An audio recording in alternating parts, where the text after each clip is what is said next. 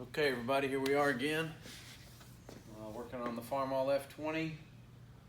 The last time, got that wheel off the other side, the left side of the tractor, and came off really quite well. Not super easy, but got the bolts out, didn't have to cut anything. So that one came off, and I have it sitting over behind the tractor here. But this one on the right side, this one was a whole lot harder to do, and still I had to cut all the bolts. It had only 5 holding it out of 6. One of them's missing, but cut 3 of them, and it kind of got late, and so went inside, and I have 2 more to cut. So we're gonna get started tonight by doing that, and I think I'll continue tonight working on the back of the tractor. Probably go ahead and take this differential cover off and start exposing some things back here. Maybe get the brake covers off and see what they look like inside. Just keep moving forward. I want to say thank you to everybody for watching. I really appreciate it, and especially those who've commented. I appreciate that too. Shout out to Kenny Kizzle.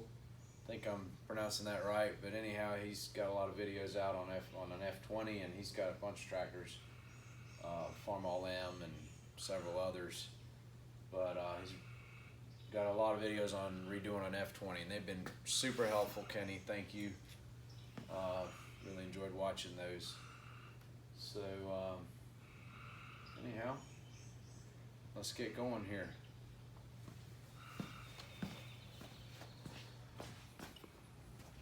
Okay, so you can see made progress here with this bolt. Got it loose, and I'm chewing away on this one. I just ate off this side of the nut, and now gonna finish it up and knock it out of there. So set you guys up here.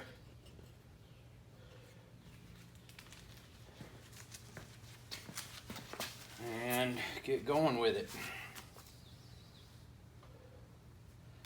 Safety glasses, really good idea.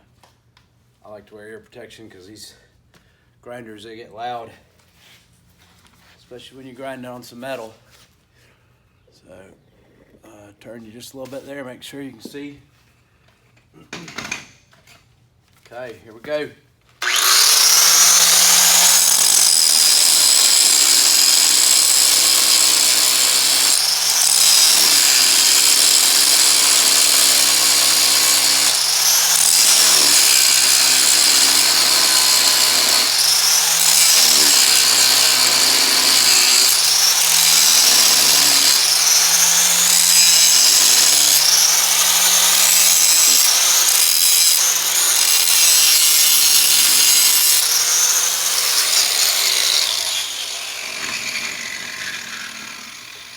Hey, let's see if this works out here. Oh yeah.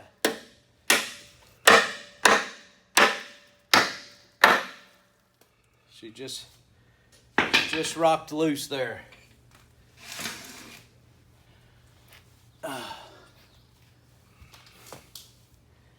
Okay. Let's see how this thing comes off. All right. Be careful, she's heavy.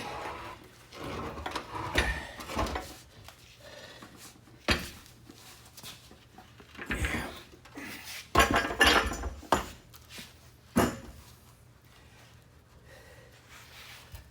I don't think it's going anywhere now. All right, moving on. Just got this seat apparatus off. These 2 bolts were pretty tough, but not too bad.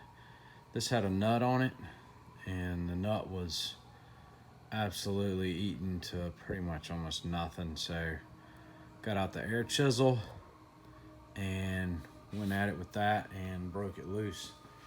So this is the part here I just took off, and you can kind of see it. It's got a It's got a spring under there that's pretty rotten, pretty rusty, and then the actual seat bolts up right here. So you sit here and it kind of springs up and down. So you have like a cushioned seat. That's a little bit of suspension right there. And otherwise, zero suspension. So I got that off. You can see I got the wheels off. Trying to work on these a little bit here. I think there's a brake assembly in here. I'm not positive, but that would be my guess. And that's pretty frozen, and I'm not sure exactly how that comes off. I don't really want to destroy it, so I might end up consulting some videos on that, see if I can find anything. And this one here is pretty messed up. It's got some holes in it. So I might dig around in there a little bit, see if I can see anything. See if maybe there's some threads or something on that thing, or if it's just frozen. Not sure how it would stay on during regular operation if it wasn't bolted or something, but anyway, we'll see. So yeah, just moving forward slowly but surely here. Got both those wheels off and have them propped. I did notice that one of them, the actual spoke, is rotted completely through. I don't know if you can see it, but it's right here. Right here. There's a lot of dirt here, but you can see light. So I've watched a lot of videos, I've read some stuff, and a lot of that can be fixed. It's not like that wheel's got to be totally precision or balanced or anything for high speed. I mean, it's not going to go fast, so you can most definitely find some steel and maybe cut that off and clean it up and maybe re-weld it and use them. I'm not sure yet. I did feel like I wanted to have rubber tires though for ease of use. But anyway, one step at a time, and it's coming along. All right, so here we are again, and I'm working on this differential here, and I broke all these bolts with a breaker bar just to make sure they're gonna come out pretty easily, and got my impact here. So I'm gonna pull these off right quick here and see what's behind this, huh?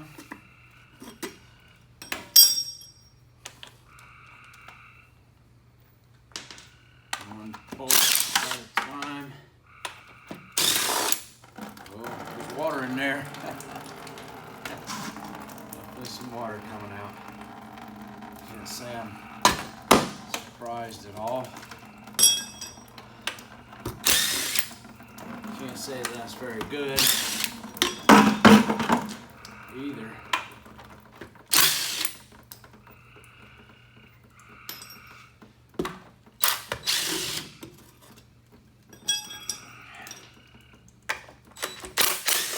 Four more.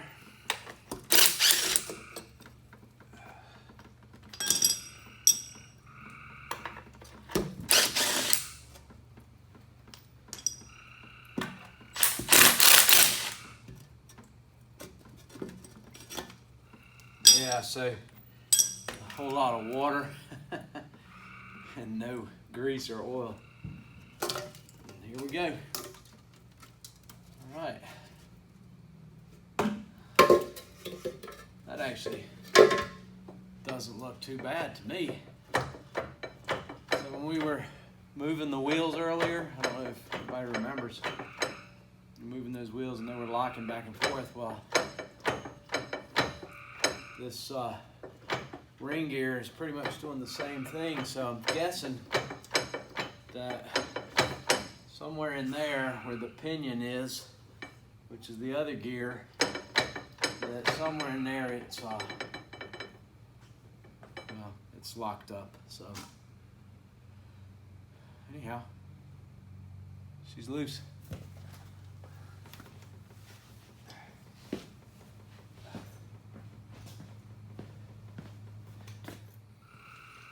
All right, so working away on the transmission. Got that rear diff cover off and pulled the shifter here. Looks a little bit, well, looks a little rusty in there. So gonna see how that goes. We're gonna pull this, next will be to pull this cover off here. Not sure how smoothly that's gonna go, but let's find out.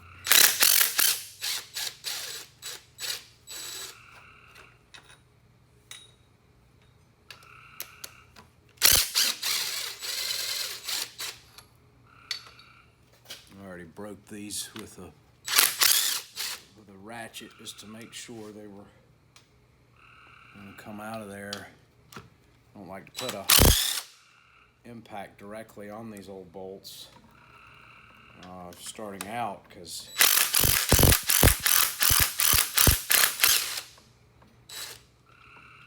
I want to make sure they come free before I start spinning them out with an impact. So got all that off. Set this down. Now there are some shifting linkage down in there and all sorts of stuff. Okay, that wasn't too bad. Okay. Yeah. Pretty cool. Let me set this down over here.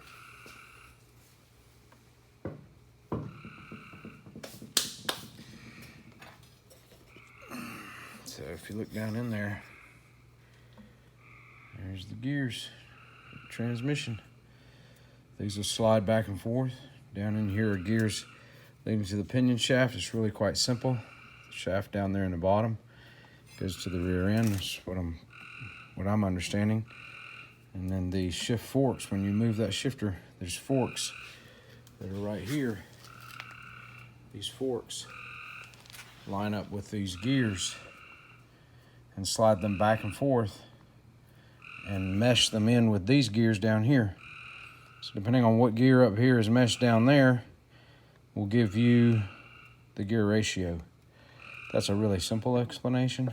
I've never really rebuilt any transmissions. Now, it might be actually that this top one engages the, yeah, because it's not moving, which is similar to what the, yeah, look at that. The ring gear is doing. So actually it's the top, that's the pinion gear, that is meshing with that ring gear in the rear end. So quick deduction of that tells me, without further investigating it, that we probably have locked up brakes or whatever is going on inside of this housing. So again, I'm learning here, but I'm guessing there's some sort of either gears in here, large gear here, a smaller gear here, and this gear turns that gear, or it's a chain. I don't know, it could be. I'm sure there's plenty of people out there that know. But anyhow, something down in here is probably locked, but we'll find out, that's for sure. Pretty exciting to get all these pieces out, and actually doesn't look too bad to me. Needs a lot of cleaning. Water needs to come out, and just a whole lot of cleaning, oiling. These need to slide freely. All right. Keep going from here, one step at a time.